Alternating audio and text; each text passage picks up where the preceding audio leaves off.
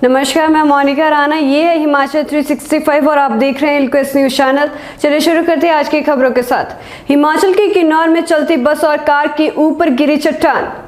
मलबे में दबी बस के ड्राइवर का चल रहा था मोबाइल। हादसे में फंसे लोग मांग रहे थे मदद। हिमाचल विधानसभा आरएसएस पर टिप्पणी मामले में सदन में विपक्ष का फिर हंगामा, किया वॉकआउट। हिमाचल के महत्वपूर्ण वैरियर पर सख्ती, चेक की जा रही आरटीपीसीआर रिपोर्ट, वापस भेजे जा रहे श्रद्धालु। हिमाचल में शिक्षक बनने के लिए एक बार पास हुआ टेट अब उम्र भर के लिए मान्य। मॉनसून सत्र में लोकसभा की कार्यवाही अनिश्चितकाल के लिए स्थगित। 22% ही हो सका कामकाज। 22 अगस्त तक स्कूल बंद। बाहरी राज्यों से आने वालों के लिए कोरोना नेगेटिव रिपोर्ट अनिवार्य। अब खबरें विस्तार से। हिमाचल के किन्नौर में चलती बस और कार के ऊपर गिरी चट्टान। हिमाचल प्रदेश के किन्नौर में एक बार फिर भारी भूस्खलन की घटना हुई है, जिसके कारण एक एचआरटीसी की बस समेत कई गाड़ियां चट्टान के मलबे में दब गई हैं। इस घटना में 2 व्यक्ति की मौत हो गई है और 10 लोगों को बचा लिया गया है। राहत और बचाव के लिए आईटीबीपी की टीम मौके पर मौजूद है। इस घटना में 25 से अधिक लोगों के मलबे में दबे होने की आशंका जताई जा रही है। चट्टान गिरने से हुए हादसे में बस ड्राइवर और कंडक्टर घायल हो गए हैं। बड़ी संख्या में चट्टान खिसकने की वजह से राहत और बचाव कार्य में मुश्किलें आ रही हैं। मलबे में दबी बस के ड्राइवर का चल रहा था मोबाइल। हादसे में फंसे लोग मांग रहे थे मदद। हिमाचल प्रदेश के किन्नौर में बुधवार को पहाड़ से चट्टानों के गिरने से बड़ा हादसा हुआ है। पहाड़ से मलबा गिरने की वजह से नीचे से जा रही बस और कारें दब गई हैं। करीब 25 से 30 लोगों के फंसे होने की आशंका जताई जा रही है। किन्नौर जिले के समीप नेशनल हाईवे पर यह हादसा हुआ है। जानकारी के मुताबिक मलबे में दबी बस के ड्राइवर का फोन उस वक्त काम कर रहा था और उससे फोन के जरिए संपर्क किया जा रहा था। मलबे में दबे लोग उसके जरिए मदद मांग रहे थे। किन्नौर से कांग्रेस विधायक जगत सिंह नेगी ने बताया कि मेरे चुनाव क्षेत्र किन्नौर में निगुलसारी नामक स्थान है, उससे करीब 2 किलोमीटर पीछे रामपुर की तरफ भूस्खलन के कारण अभी एक बस दबी हुई है। कुछ छोटी गाड़ियों और एक ट्रक के भी दबे होने की आशंका है।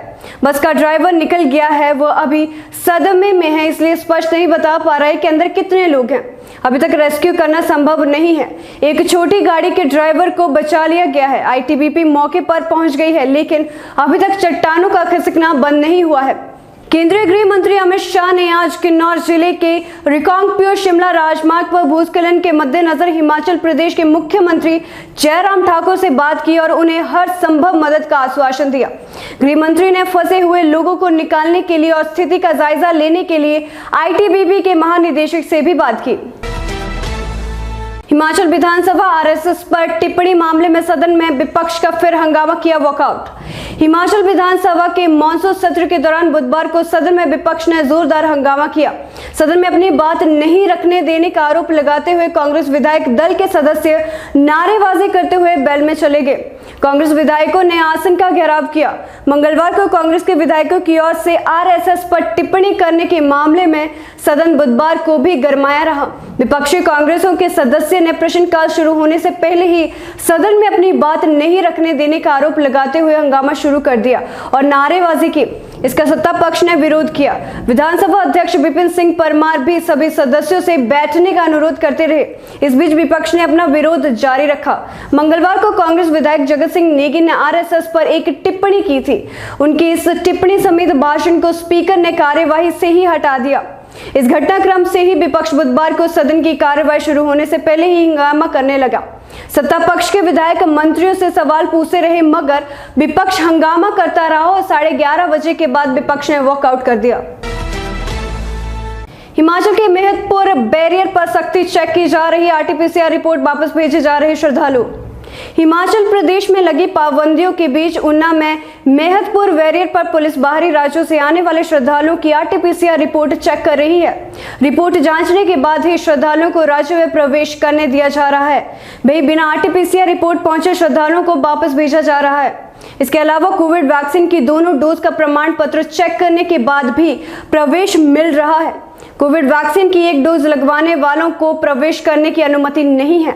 आरटीपीसीआर रिपोर्ट अनिवार्य किए जाने से शक्तिपीठ चिंतपूर्णी पहुंचने वाले श्रद्धालुओं की संख्या में भी कमी आई है। श्रावण अष्टमी मेले के तीसरे दिन श्रद्धालुओं की भीड़ कम रही। मात्र 10 मिनट में श्रद्धालु दर्शन करके लौट रहे थे, जबकि पहले दर्शन के लिए घंटों तक श्रद्धालु कतारबद्ध रहते थे।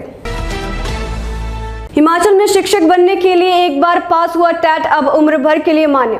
हिमाचल प्रदेश में शिक्षक बनने के लिए शिक्षक पात्रता परीक्षा टेट के परिणाम को उम्र भर के लिए मान्य कर दिया गया है।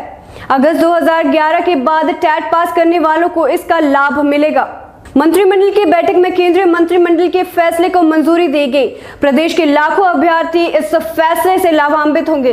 अभी तक टेट पास करने पर उम्मीदवार 7 वर्ष तक नौकरी के लिए पात्र होता था। इसके बाद उसे शिक्षक बनने के लिए दोबारा परीक्षा देनी पड़ती थी। केंद्र और राज्य एनसीटीई नियमों से टेट करवाते हैं।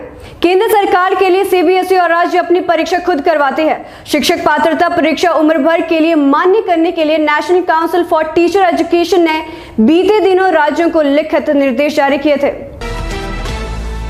मॉनसून सत्र में लोकसभा की कार्यवाही अनिश्चितकाल के लिए स्थगित, 22% ही हो सका कामकाज। संसद के मॉनसून सत्र के लिए लोकसभा की बैठक बुधवार को अनिश्चितकाल के लिए स्थगित कर दी गई।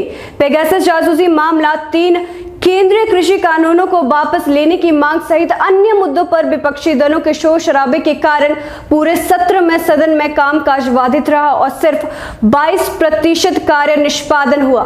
लोकसभा अध्यक्ष ओम प्रकाश बिरला ने सुबह कार्यवाही शुरू होने पर बताया कि 17वीं लोकसभा की छठी बैठक 19 जुलाई 2021 को शुरू हुई और इस दौरान 17 बैठकों में 21 घंटे 14 मिनट कामकाज हुआ। लोकसभा अध्यक्ष ओम प्रकाश बिरला ने सभी दलों के नेताओं से आग्रह किया कि भविष्य में सदन में चर्चा और संवाद को प्रोत्साहित किया जाए। स्पीकर ओम प्रकाश बिरला ने कहा कि चर्चा और संवाद सही होगा तभी जनता का कल्याण हो सकेगा। 22 अगस्त तक स्कूल बंद, बाहरी राज्यों से आने वालों के लिए कोरोना नेगेटिव रिपोर्ट अनिवार्य। हिमाचल प्रदेश में 10वीं से 12वीं कक्षाओं के लिए 9 दिन पहले 2 अगस्त से खोले गए स्कूलों को कोरोना के बढ़ते मामलों के बीच 11 से 22 अगस्त तक फिर बंद कर दिया गया है। बाहरी राज्यों से हिमाचल आने वालों के लिए कोरोना की नेगेटिव रिपोर्ट या वैक्सीन के दोनों डोज लगवाने का प्रमाण पत्र दिखाना अनिवार्य किया गया है। प्रदेश और बाहरी राज्यों के लिए चलने वाली बसें भी अब 50% सीटिंग क्षमता के साथ दौड़ेंगी।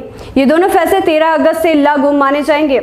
मुख्यमंत्री जयराम ठाकुर की अध्यक्षता में आयोजित कैबिनेट की बैठक में ये फैसले लिए गए हैं। 5वीं और 8वीं कक्षा के विद्यार्थियों को स्कूलों में शिक्षकों से परामर्श लेने के लिए पूर्व में की गई व्यवस्था पर रोक लगा दी गई है।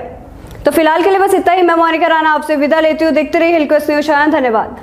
हेलो हिमाचल, हिमाचल 365 टीवी सूचना, समाचार, मनोरंजन, एजुकेशन और भी बहुत कुछ लेकर आ रहा है। This is Himachal 365 TV and you're watching Hillquist News. I'm Garima. मेरा नाम है आशीष। ये है हिमाचल 365 TV और आप देख रहे हैं Hillquist TV News।